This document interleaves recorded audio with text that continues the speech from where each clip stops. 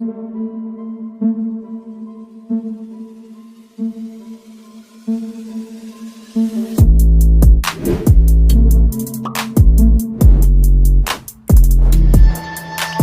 दोस्तों, scary story official में आप सबका स्वागत है। आज की कहानी की तरफ बढ़ने से पहले चैनल को सब्सक्राइब कर लीजिए और अगर कहानी अच्छी लगती है तो प्लीज़ लाइक एंड कमेंट करना मत भूलिएगा। तो आज की कहानी शबनम की है और देर नहीं करेंगे, हम कहानी की तरफ बढ़ेंगे। शबनम और सलीम इन दोनों ने लव मैरिज की थी और घर वाले इनके खिलाफ थे क्योंकि वो नहीं चाहते थे कि इस जगह शादी हो, क्योंकि सलीम का रिश्ता बचपन से कहीं और फिक्स था और सलीम ने शबनम से शादी कर ली तो घर वाले नाराज़ हो गए थे। अब सलीम एक फैक्ट्री में काम करता था और शबनम को लेकर के वो घर से दूर चला गया। अब रहने की प्रॉब्लम थी क्योंकि इनके पास इतना पैसा भी नहीं था कि किसी अच्छी जगह पर घर ले लें और वहाँ पर रहें। तो शबनम ने कहा कैसा भी घर होगा चलेगा, बस एक घर होना चाहिए, छत होनी चाहिए। तो सलीम बहुत खुश होता है कि शबनम कितनी अंडरस्टैंडिंग रखती है और मतलब ऐसे ही रहने को तैयार है। तो ये लोग अपने एक दोस्त से बात करते हैं तो वो बताता है एक घर है जो किराए पे मिल जाएगा, उसका पैसा भी बहुत कम लगेगा, तुम लोग आराम से वहाँ रह सकते हो। तो शबनम खुश हो जाती है और कहती चलो अच्छा है, घर मिल गया है, अब हमें कोई दिक्कत नहीं होगी, हम एडजस्ट कर लेंगे। तो घर देखने जाते हैं तो एक 2 मंजिला घर होता है और घर उतना ज़्यादा अच्छा तो नहीं, पुराना घर था, लेकिन एक ही कमरा था और एक किचन था और बाथरूम भी था, लेकिन ज़्यादा क्लियर मतलब ये कह सकते हैं कि बहुत पुराना था तो गंदा था। उन्होंने बोला कि इसकी साफ़ सफाई घर की आप कर लो तो सही है। अब 1000 रुपये में कौन घर देगा, लेकिन उनको मिल गया था तो बहुत खुश थे। इन्होंने कहा, शबनम ने बोला कि मैं साफ़ सफाई कर लूँगी और अच्छे से रह लूँगी। अब शबनम ने साफ़ सफाई करना दोनों लोगों ने मिलकर शुरू किया और अच्छे से साफ़ सफाई हो गई थी। इनके पास ज़्यादा सामान भी नहीं था तो इन्होंने थोड़ा बहुत सामान जो खाना वाना बनाने का था वो ले आए थे और शिफ्ट हो गए।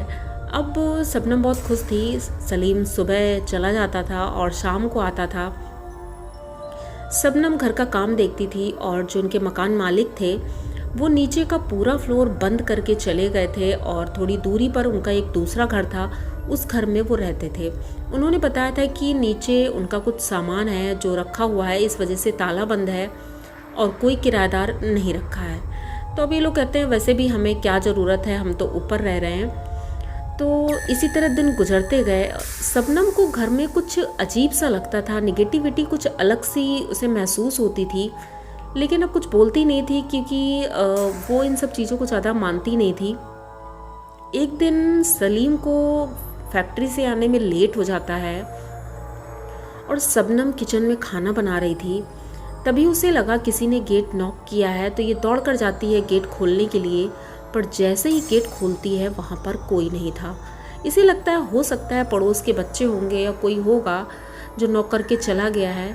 तो ये आती है, दोबारा से खाना बनाने लगती है, लेकिन ये खाना बना ही रही थी, इसे महसूस होता है कि इसके घर में कोई है और ये चीज़ इसे बार बार महसूस हो रहा था। तो थोड़ा डर गई थी तो ये खाना अपना बनाना बंद करती है, सोचती है सलीम आ जाएगा तो उसके सामने ही मैं बना लूँगी। ये बालकनी में खड़ी हो जाती है और वहीं पर टहलती रहती है।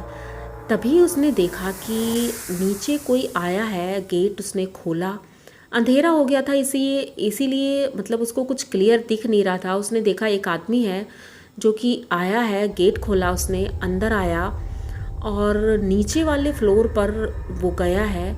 उसके बाद ऊपर चढ़ने की आवाज़ आई तो ये सोच रही थी शायद सलीम है, क्योंकि अंधेरे में कुछ समझ में नहीं आ रहा था।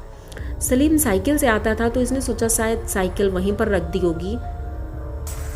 ये गेट के पास खड़ी हो जाती है कि जैसे ही सलीम आएगा मैं दरवाज़ा खोल दूंगी। ये काफ़ी देर खड़ी रहती है लेकिन कोई नहीं आता है, ये बहुत अजीब था। ये फिर दोबारा से छज्जे में जाती है और वहाँ खड़े होकर देख रही होती है। तो काफ़ी देर होने के बाद भी वो आदमी ना तो बाहर निकला ना ऊपर आया। अब इसे समझ में नहीं आ रहा था ये हो क्या रहा है। इन्हीं सब बातों के बीच में एक हफ्ता गुजर जाता है और अभी तक शबनम ने सलीम को कुछ नहीं बताया था। वो इंतज़ार कर रही थी कि ये सारी चीज़ें अगर सलीम को बताएंगे तो वो डिस्टर्ब होगा, कुछ अगर ज़्यादा बड़ा प्रॉब्लम कुछ होती तो बताते भी। ये सारी चीज़ें तो वो खुद महसूस कर रही थी, लेकिन सलीम को टेंशन नहीं देना चाहती थी। शबनम की एक दोस्त थी, वो वहीं पर रहती थी और वो भी एक जगह जॉब करती थी। तो उसका फ़ोन आता है शबनम के पास। वो बोलती है कि मुझे 2 दिन के लिए तुम्हारे घर आना है क्योंकि मेरे घर में कोई है नहीं, और क्या मैं तुम्हारे घर आ सकती हूँ? तो शबनम को कहती है कि अरे इसमें भी कोई पूछने की बात है, तुम्हारा ही घर है, जितने दिन के लिए आना हो आ जाओ। उसका नाम रजिया था। रजिया शबनम के घर आती है। शबनम बहुत खुश होती है कि चलो अच्छा है, मेरे अकेलेपन को दूर करने के लिए रजिया आ गई है। अब सलीम भी शाम को जब घर आता है तो वो मिलकर खुश होता है, कहता है चलो अच्छा है, तुम दोनों साथ में रहोगी तो मुझे भी अच्छा लगेगा। अब रजिया 2 दिन के लिए आई थी, लेकिन उसे इतना अच्छा लगा और शबनम को भी अच्छा लगा, तो वो रुक गई थी वहाँ पर कि 2-4 दिन जब तक घर वाले नहीं आ जाते हैं तब तक मैं यहीं रहूँगी। और घर वालों का काम थोड़ा लेट हो गया था जिस वजह से वो गए थे, तो वो तो 3-4 दिन बाद ही आने वाले थे। तो रजिया घर में थी, सलीम फैक्ट्री चला गया था और शबनम किचन में काम कर रही थी। बगल में ही बाथरूम था, तो रजिया मतलब हॉल में बैठ करके, हॉल क्या वही एक कमरा ही था, उसी में बैठ करके वो अपने ऑफिस का कुछ काम कर रही थी। आज वो ऑफिस नहीं गई थी। तो थोड़ी देर बाद शबनम देखती है कि रजिया बाथरूम के अंदर गई है, तो वो कहती है कि देख लेना पानी आ रहा है या नहीं आ रहा है, क्योंकि यहाँ पर पानी का बहुत टेंशन रहता है, पानी आता है नहीं आता है। तो रजिया बोलती है हाँ हाँ ठीक है, और कहती है जल्दी से निकलना क्योंकि खाना बन गया है और खाना मैं लगाती हूँ। तो कहती ठीक है मैं निकलती हूँ। अब ये खाना बनाने में लग जाती है। जब खाना बन जाता है तब तक रजिया बाथरूम से नहीं निकली थी। तो ये आती है रूम में कि थोड़ा सा हवा खा लेती हूँ।